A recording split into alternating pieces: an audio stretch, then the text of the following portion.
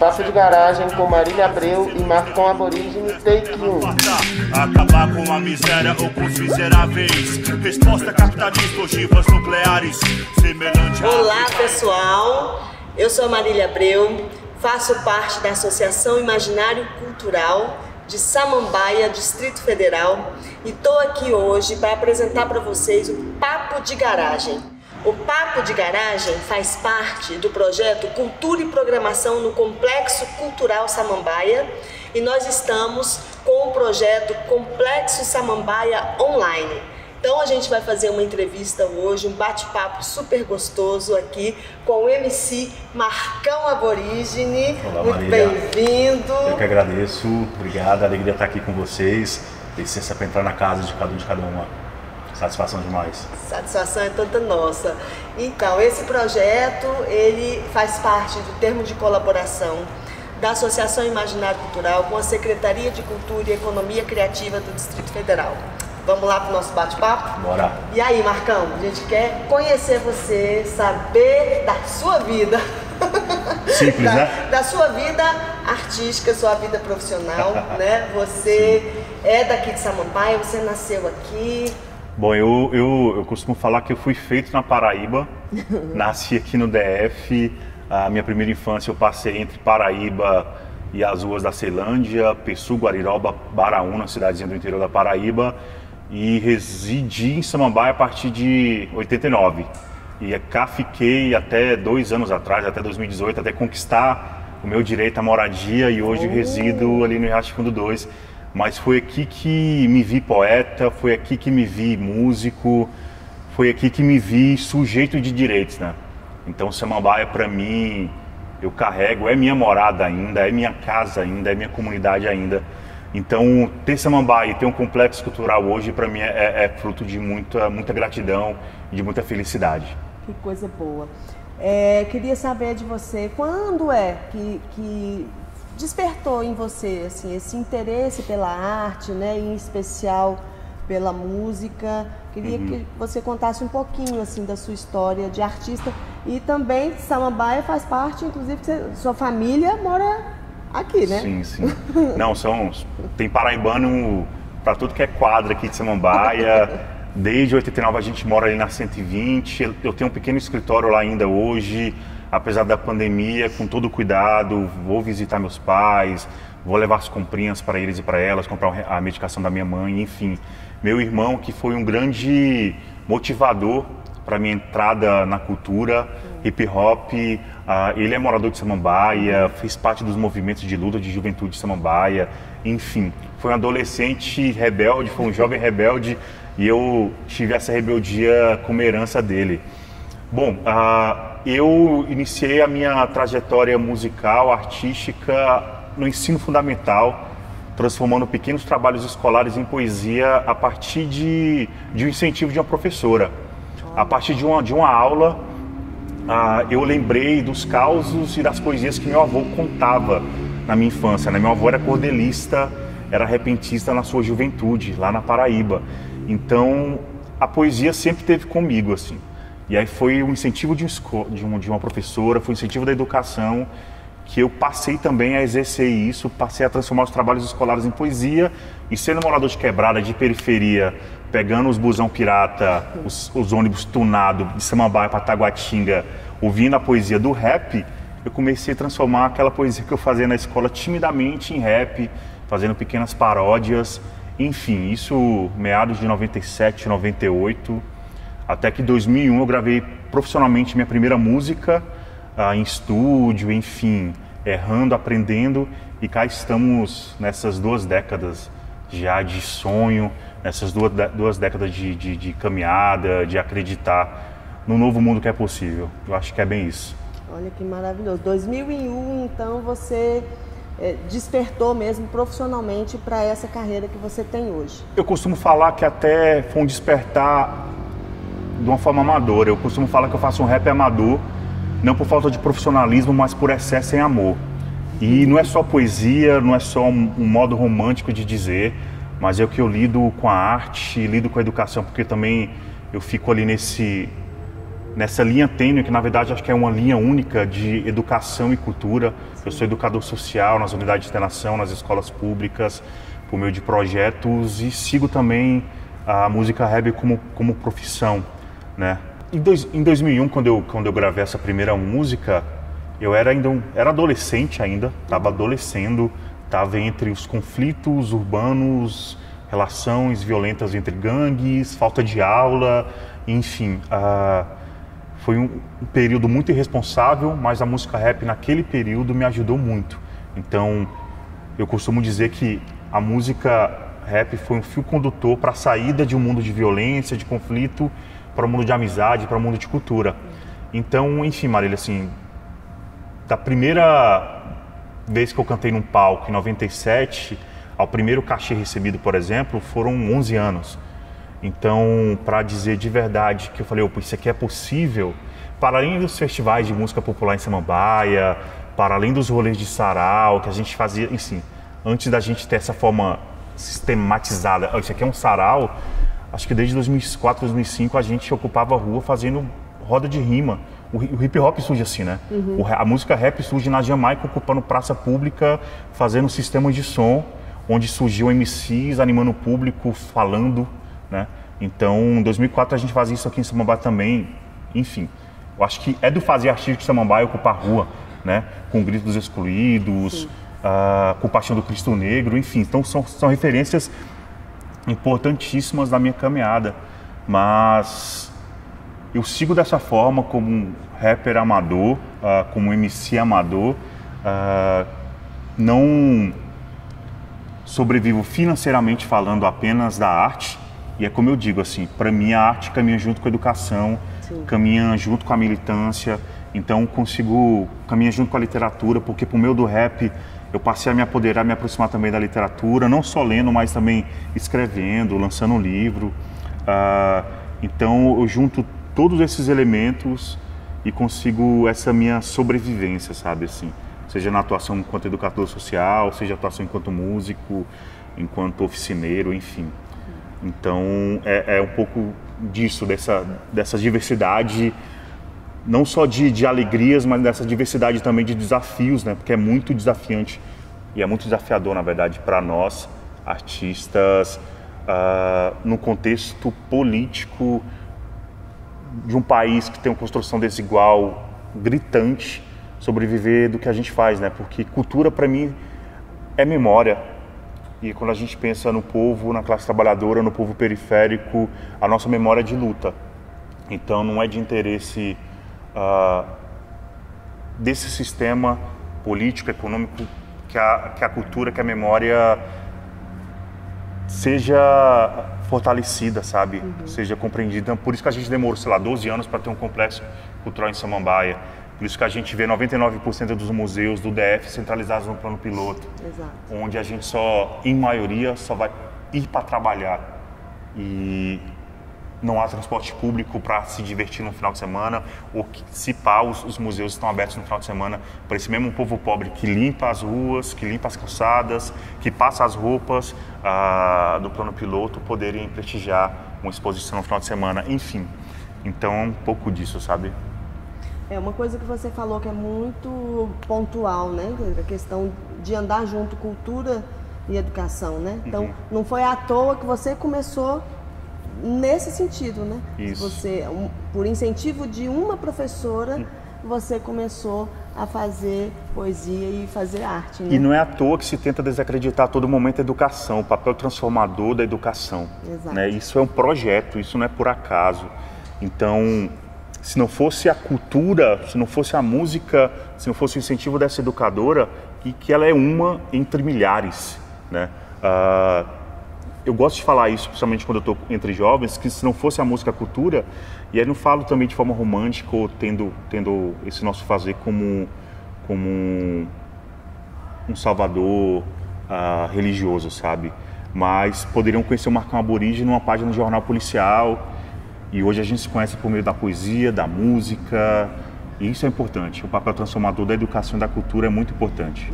Principalmente numa comunidade como Samambaia, né, Marcão? Assim, nós estamos...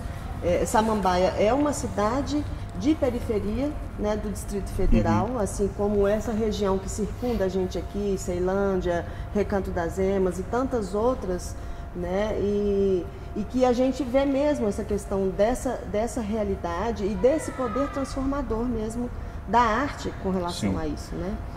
Em volta daqui onde a gente está gravando essa entrevista, né, Marília, Samambaia é a terceira cidade em número populacional do DF. Então, nessa redondeza nossa aqui, entre nossas cidades vizinhas, são mais de 1 milhão de moradores e moradoras. Muito mais de 1 milhão de moradores e moradoras que permanecem sem esses acessos. Exato. Se a gente olha para o Recanto das Emas, é uma cidade que continua com poucas escolas de ensino médio. Se a gente olha para Samambaia, é uma cidade que continua com poucas escolas de ensino médio. Hoje eu sou morador do Riacho Fundo 2, a gente só tem uma escola de ensino médio. Meu filho está no 7º ano, daqui a 3 anos ele vai ter que, se a gente não conseguir vaga no Riacho Fundo 2, vai ter que estudar no plano piloto ou na Candangolândia, sabe? Então, nossas periferias sofrem muito e é fruto dessa construção histórica desigual da sociedade, desse sistema racista, porque a gente vivencia um racismo ambiental também, enfim. E eu só enquanto você me pergunta, eu só lembro da riqueza que é estar aqui no Complexo Cultural, porque é um espaço que serve para acolher essa população, esse 1 milhão de habitantes também. Exato. Sabe? Por isso é importante a gente ocupar, a gente conhecer, a gente divulgar, a gente difundir as agendas, as ações que acontecem aqui. Porque eu lembro na minha infância na Ceilândia, subindo aqueles arcos da Casa do Cantador, né, nas cantorias, nos festivais que meu pai me levava. E aquilo para mim foi referencial de arte, de cultura, de música.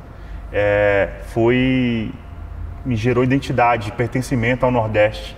Então a gente tem um espaço como esse, um espaço cultural nas periferias, gera pertencimento também, gera identidade também, porque aproxima do sonho, né? A gente vê um sonho que é possível, do humano que escreve suas rimas dentro de um quartinho, num som, como eu fazia na 120 Samambaia, gravando em cima do Disco Club, gravando Mixmania, numa fita cassete, voltando a fita cassete, fazendo um loop, cantando em cima, fazendo paródia, sabe? E hoje a gente olha para um espaço como esse aqui e fala, uau, é possível, sabe? Eu quero cantar num espaço como esse. Então, por isso que é importante a descentralização da política pública, a construção de espaços que sejam referências e que a gente possa reverenciar artistas, sabe? Nesses espaços. Isso, e que tenham, na verdade a gente sempre busca também assim, uma gestão sensível, né? Muitas vezes dos nossos governantes e de quem está à frente desse tipo de espaço, né? Justamente para isso, porque ele não serve somente como um atendedor social, digamos assim, né? Mas é um transformador social mesmo, né? É emancipação. Eu queria te perguntar, Marcão, sobre nesse momento que a gente está fazendo esse bate-papo, né? Em plena pandemia, né? A gente teve que adaptar um projeto presencial para um projeto online e aí eu queria saber como é que está a arte nesse momento, a sua arte nesse momento, como é que tem sido vivenciar, né, o fazer cultural nesse momento? É uma pergunta muito difícil, porque foi necessário uma pandemia, uma crise sanitária mundial para que a gente percebesse o quão importante é um abraço, quão importante é a gente estar próximo. E particularmente a pandemia me trouxe um processo de adoecimento, eu sempre fui muito rua, sempre fui muito escola, sempre fui muito dado, sempre me doei muito para várias coisas, e aí me ver preso dentro de casa, com o privilégio ainda de ter uma casa e de poder trabalhar dentro de casa, mas mesmo assim eu vivenciei um processo de adoecimento, de crise sanitária, hoje faço terapia, mas enfim, então particularmente foi um momento difícil, né? Apesar que a cultura, apesar que a música, apesar que o rap surgiu para mim novamente como cura, como um resgate, né? Nesse momento de pandemia, entre a ociosidade criativa, eu encontrei um CD meu que eu havia desistido dele em 2014, e eu fiquei ouvindo as músicas e falei, cara, por que eu desisti desse trabalho 6 anos atrás? E aí eu notei que 6 anos atrás eu enfrentei várias dificuldades, vários problemas com contratante, com produtor, e também estava vivenciando um momento de crise. E eu falei, cara, dessa vez eu vou fazer diferente. Eu não vou me abater, me fortaleci, resgatei esse CD, liguei para produtores antigos e consegui trabalhar, gravar um disco novo, né? Então, você que está ouvindo, você que está escutando, acessem, pesquisem nossas redes sociais. O CD se chama Canto dos Mártires, reflete em cada letra, em cada linha, em cada música, o martírio, mas eu não abordo essa questão de uma forma negativa, entende? Mas fazendo referências aos heróis e heroínas, aqueles que morreram defendendo a vida, aqueles e aquelas que batalharam nessa construção do Brasil, para que hoje eu possa estar aqui falando abertamente sobre sonhos, sobre dificuldade, né? Denunciando essa sociedade racista, esse modelo fascista que a gente tem hoje, gerindo a nação, enfim. Então a música foi cura para mim. Então o Canto dos Mártires nasceu, tá aí, é um CD livro, na verdade, vocês podem baixar gratuitamente, mas quem quiser comprar, eu agradeço bastante.